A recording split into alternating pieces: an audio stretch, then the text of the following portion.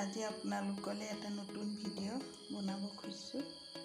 এয়া পিঠাগুড়ি আধা বাটি এইটো এটা বাটি ইয়াত এতিয়া পিঠাগুড়িকেইটা দি ঢালি দিম। এইটো পানী পিঠা বনাব খুজিছোঁ। ইয়াত এতিয়া বেকিং অকণমান দিছোঁ।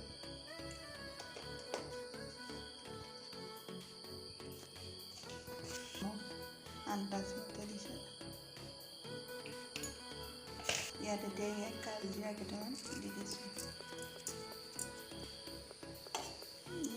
ইয়াত পানী অকণমান দি এতিয়া সানিম।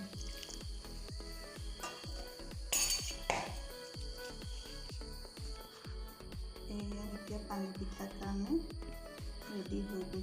এয়া পানী পিঠাৰ কাৰণে ডাঠকৈ ল'ব নালাগে, পনীয়াকৈ ল'ব লাগে।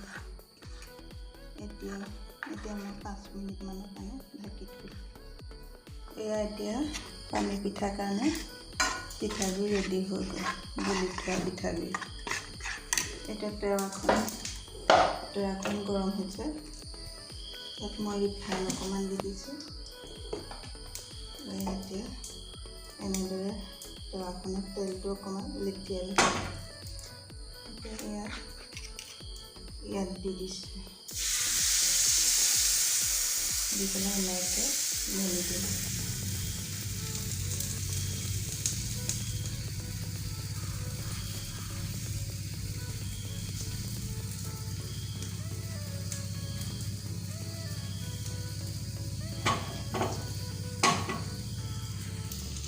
এতিয়া পানী পিঠা ধুনীয়াকৈ এতিয়া লুটিয়াই দিছোঁ।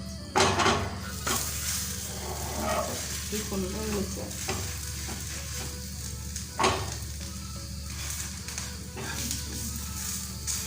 পানী পিঠা বনাই খাবলৈ ধুনীয়া সহজ, একো কষ্ট কৰিব নালাগে।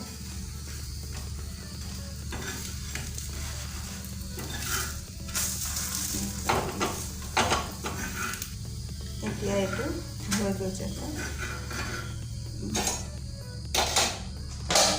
তেল অকণমান খুলি দিছোঁ।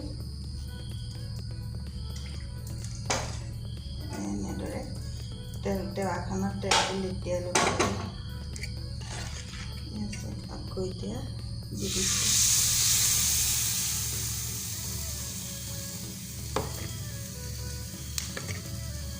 এনেদৰে লাহেকৈ মেলি দিব লাগে।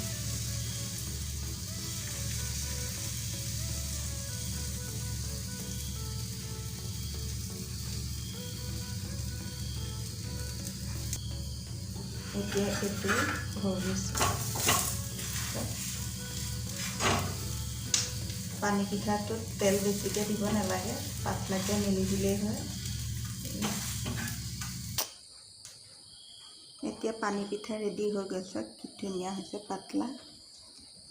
এতিয়া মই পানী পিঠা খাম। এয়া কফি।